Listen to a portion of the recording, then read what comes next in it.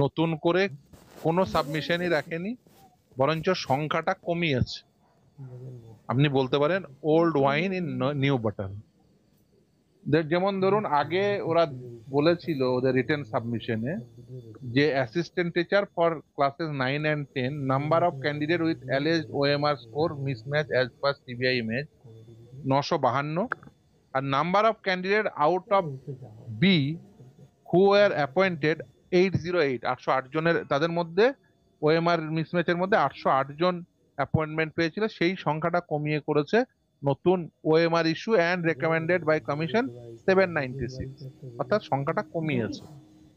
কেন কমিয়েছে, কি কমিয়েছে, তার একটা যুক্তি দিয়েছে যে এই 12 জন candidate common in rank jumping and out of panel, এইসব বলেছে। ক্যাটাগরিতে কমিয়েছে, আপনি যদি দেখেন যে এই কমিয়েছে, দেখবেন 5485 ছিল, এখন নতুন সংখ্যা তারা বলেছে 5303। এবার ক্যাটাগরি ওয়াইজ ওরা ভাগ করে দিয়েছে, এখানে লিস্ট বানিয়েছে ক্যাটাগরি ওয়াইজ, আগেও লিস্ট ছিল, কিন্তু মূল সমস্যাটা তো সেটা ছিল না। মূল সমস্যা ছিল যে এসএসসি সংখ্যা বাড়ালো না কমালো সেটা সমস্যা নয়, সমস্যা ছিল যে 3টে আর্টিকেল 12 অথরিটি, অর্থাৎ রাজ্য সরকার, West Bengal board of secondary education এবং এসএসসি, তাদের সংখ্যার মধ্যে গরমিল। আমি সেটা পয়েন্টেড আউট করেছিলাম, এখনো পর্যন্ত সে গরমিল রয়ে গেছে। রাজ্য সরকারের পক্ষ থেকে রিটেন সাবমিশনে কি বলা হয়েছে, সংখ্যাটা 4327 আদালতে জমা আছে।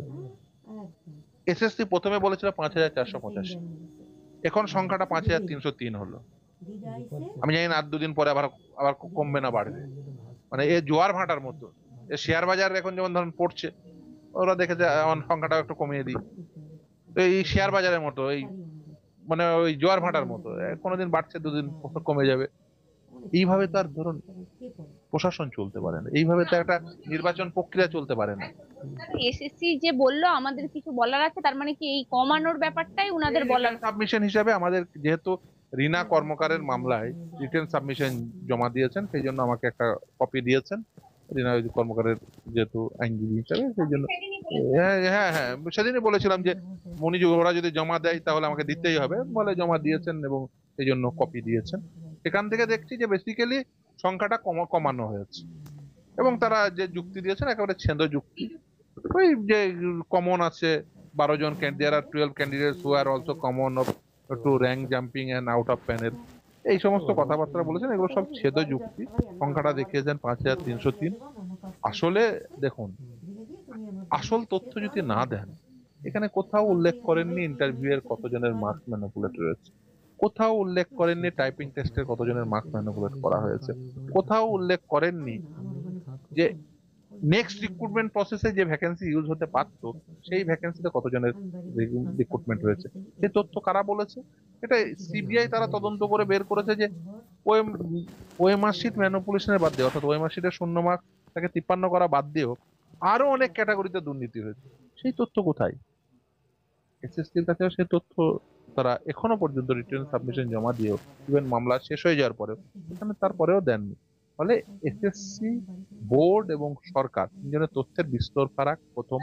দ্বিতীয় হচ্ছে তারা প্রকৃত তথ্য দিচ্ছেনই না, যে শুধুমাত্র OMR sheet rank jumping out of panel শুধুমাত্র দুর্নীতি হয়েছে তা তো নয়, ইন্টারভিউ মার্কসের ম্যানিপুলেশন রয়েছে, টাইপিং টেস্টের মার্কসের ম্যানিপুলেশন রয়েছে। আপনারা শুনলেন যে এসএসসি যে অতিরিক্ত যে কাগজপত্রগুলো জমা দিয়েছে সুপ্রিম কোর্টে, সেই সম্পর্কে আইনজীবী ফিরদৌস শামীম বাবু তিনি কি বললেন। এছাড়াও সেই সাবমিশনের যে 29 নম্বর পয়েন্ট রয়েছে, সেখানে এসএসসির পক্ষ থেকে যে আবেদন করা হয়েছে বা যে বক্তব্য রাখা হয়েছে সেটা বিশেষ গুরুত্বপূর্ণ। সেখানে বলা হচ্ছে, it is important to state that after the present recruitment 2016, which is subject matter of dispute, there is no further recruitment in the said posts, and for almost 9 years the total number of vacancies has gone up. If such a large number of teachers and non-teaching staff are terminated without attempting to segregate, the entire education system in schools will be adversely affected, even though the commission has clearly identified the people within the appointed candidates who are tainted. তো এই বক্তব্যের মাধ্যমে কমিশনের পক্ষ থেকে যেটা বলার চেষ্টা করা হলো যে তারা অলরেডি টেন্টেড ক্যান্ডিডেট যারা অ্যাপয়েন্টেড হয়েছিল তাদের মধ্যে থেকে টেন্টেড ক্যান্ডিডেটদের তারা ক্লিয়ারলি আইডেন্টিফাই করে দিয়েছে, এবং তা সত্ত্বেও যদি সেগ্রিগেশনের দিকে না যাওয়া হয় তাহলে কিন্তু এই যেসব স্কুলগুলো রয়েছে সেই স্কুলগুলো কিন্তু সমস্যার সম্মুখীন হবে, এবং সেখানে কিন্তু টিচিং নন টিচিং যেসব স্টাফরা রয়েছে তারাও কিন্তু বিপদের মুখে পড়বে। ইভেন তারা যে 9 বছর প্রায় সার্ভিস করে ফেলেছে সেই কথাটাও এখানে গুরুত্ব দিয়ে উল্লেখ করা হয়েছে। অর্থাৎ মোদ্দা কথা এটাই বলা হয়েছে যে চাকরি যেন কারোর বাতিল না হয়, বা চাকরি বাতিল হলে খুব মুশকিল হয়ে যাবে বা বিরাট একটা সমস্যার সম্মুখীন হতে হবে, স্কুলগুলো বিপদে পড়বে, এইরকম একটা আবেদন করা হয়েছে। তো সিবিআই কি বলেছিল? সিবিআই বলেছিল যেহেতু নাইসার কাছ থেকে কোনো তথ্য পাওয়া যায়নি তাই তারা ডেটা স্ক্যানটেকের কাছ থেকে তথ্য নিয়েছিল, এবং পরবর্তীকালে যে সঞ্জয় বনসলের বাড়ি থেকে যে তথ্য উদ্ধার হয়েছে হার্ড ডিস্ক তার তথ্য এবং ডেটা স্ক্যানটেকের কাছ থেকে উদ্ধার করা তথ্য, এই দুটো তথ্যর কিন্তু যে মিল সেই টেকনিক্যাল মিলগুলো কিন্তু তারা খুঁজে পেয়েছে, তার মধ্যে কোনো অমিল নেই। এবং সিবিআইয়ের বক্তব্য হচ্ছে যে ওই নাইসার যে কর্মকর্তা সঞ্জয় বনসলের বাড়ি থেকে যে হার্ড ডিস্ক উদ্ধার হয়েছে তাতে যে ওএমআরের কপি পাওয়া গেছে সেটা তারা অথেন্টিক বলে মনে করছে। সেটা কিন্তু তারা বলছে না যে এটা 100% অথেন্টিক, তারা 100% অথেন্টিক বলে তারা মনে করছে। মনে করার কারণটা কি? মনে করার কারণ হচ্ছে অরিজিনাল ওএমআর শিটটা নেই যে তার সাথে তারা ট্যালি করে দেখবে, বা অরিজিনাল ওএমআর শিট যদি সত্যিই থাকতো তাহলে আর এই হার্ড ডিস্কেরও প্রয়োজন পড়তো না।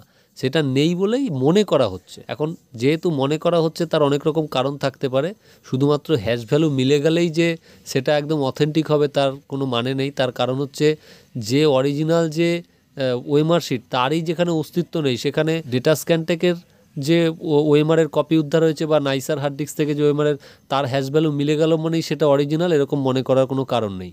কারণ প্রধান বিচারপতি কিন্তু সেটা এজলাসেই বলেছে যে সিবিআই বলছে বটে যে এটা তারা মনে করছে 100% অথেন্টিক, তবুও আমরা এটাকে সন্দেহের চোখেই দেখছি, এটা কিন্তু বিচারপতি বলেছেন। তো সেই জায়গায় দাঁড়িয়ে এত কিছুর পরেও রাজ্য সরকারের পক্ষ থেকে যেটা করা হলো যে দুর্নীতির যে তালিকা তারা দিয়েছিল, তারা বলেছিল যে তাদের তালিকা একদম 100% অথেন্টিক।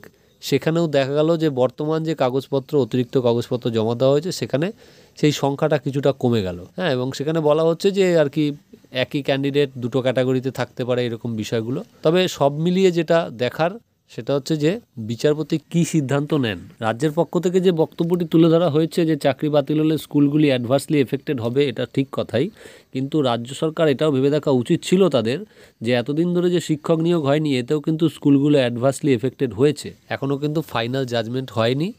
তো বিচারপতি কী সিদ্ধান্ত নেন সেটা দেখার। অবশ্যই এতগুলো চাকরি চলে গেলে স্কুলগুলো যে বিপদের মুখে পড়বে সে বিষয়ে একেবারে নো ডাউট, সে বিষয়ে কোনো সন্দেহ নেই যে স্কুলগুলো বিপদের মুখে করবে। তার কারণ হচ্ছে নতুন রিক্রুটমেন্ট সম্ভব হবে না এই ঝামেলাটা না মিটলে, তাহলে নতুন রিক্রুটমেন্ট তো হচ্ছে না। আর এইটা সব চাকরি বাতিল করেও যদি রিক্রুটমেন্ট করা হয় সেক্ষেত্রেও যে সময়টা লাগবে তাতেও কিন্তু স্কুলগুলো প্রচণ্ডভাবে ক্ষতিগ্রস্ত হবে, এটা ঠিক কথা। এই জায়গায় দাঁড়িয়ে বিচারপতি কী করেন আমাদের সেটা দেখতে হবে, এবং যেহেতু মামলা রায় রিজার্ভ রয়েছে এ বিষয়ে বিশেষ কিছু মন্তব্য আমার মনে হয় এই মুহূর্তে না করাই ভালো। তবে এসএসসি যে সাবমিশনটি দিয়েছেন তার মূল বক্তব্য বা বিষয়টা কি সেটা আপনাদেরকে বলার চেষ্টা করলাম। আশা করি এর মাধ্যমে আপনারা একটা ধারণা পাবেন। সবাই ভালো থাকবেন, এবং আশা করি এমন একটা রায় হোক যাতে কেউ বঞ্চিত না থাকে, এবং দুর্বৃত্তরা যারা চাকরি লুট করেছে বা চাকরি কিনে নিয়েছে তাদের যদি শাস্তি হয় সেক্ষেত্রে কারোরই কোনো আপত্তি থাকার কথা নয়। তো বন্ধুরা, এখনকার জন্য ভিডিওটি এখানেই রইল, দেখা হচ্ছে আবার পরের ভিডিওতে। ধন্যবাদ।